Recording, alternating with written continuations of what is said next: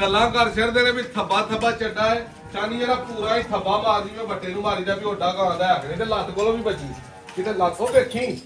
ਨਹੀਂ ਉਰਾਈਆ ਗਾਂ ਹੁੰਦੀ ਹੈ ਬੱਚਾ ਕੋਈ ਨਹੀਂ ਐਡਾ ਜਿਹੜਾ ਥੱਬਾ ਚੱਡਾ ਹੁੰਦਾ ਨਾ ਮੂੰਹ ਨਾਲ ਬੰਦੇ ਕਾੜਦੇ ਐਡਾ ਗਾਂ ਕੋ ਚੱਡਾ ਓਡਾ ਗਾਂ ਦੇ ਕੋਲ ਚੱਡਾ ਗੱਬਨ ਦੀ ਵੀਡੀਓ ਲਾਈ ਸੀ ਗਾਂ ਸੂ ਪਈ ਬੱਚਾ ਦਿੱਤਾ ਸੂ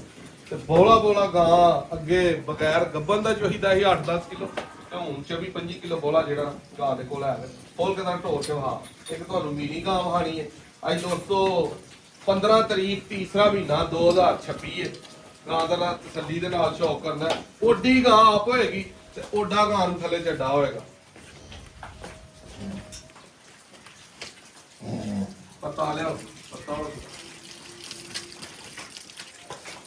ਇਦਾਂ ਤੋੜਦਾ ਨਾ ਲੰਮੀ ਰਾਤ ਤੇ ਪਰਾਂ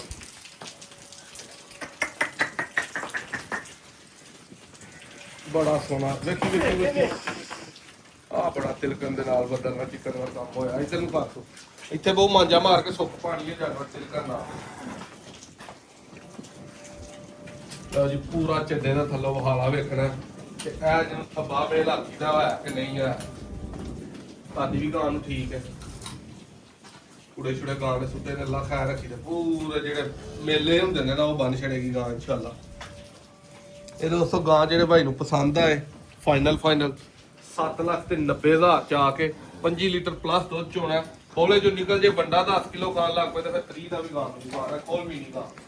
ਮੀਨੀ ਗਾਂ ਮਗਰ ਬੱਚਾ ਮੀਨੀ ਗਾਂ ਕੋ 22 ਤੋਂ 23 ਲੀਟਰ ਦੁੱਧ ਪਹਿਲਣ ਵੱਛੀ ਹੈ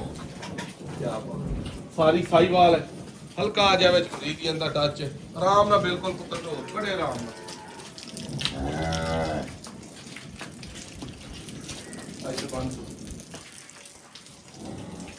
ਮੀਨੀ ਗਾਂ ਜਿਹੜੇ ਭਾਈ ਨੂੰ ਪਸੰਦ ਆਏ ਫਾਈਨਲ 7,40,000 ਰੁਪਏ ਦੀ ਦੇਣੀ ਹੈ ਦੁੱਧ ਪੱਕਾ ਚਵਾ ਕੇ 22 ਤਰੀਕ ਅੱਜ 15 ਤਰੀਕ ਤੀਸਰਾ ਮਹੀਨਾ 2026 ਜਿਹੜੇ ਭਾਈ ਨੂੰ ਗਾਈਆਂ ਚ ਜੋੜੇ ਚੋਂ ਇੱਕ ਪਸੰਦ ਆਏ ਦੋ ਆਏ ਜਿਬਰੀ ਤਾਂ ਕੱਲਾ ਦੇ ਪਤਾ ਨਾ ਸਾਡੀ ਫਰੀ ਹੈ ਜਿੱਥੇ ਵੀ ਪੰਜਾਬ ਜਿਹੜੇ ਭਾਈ ਨੂੰ ਚਾਹੀਦੀ ਇੱਕ ਲੈ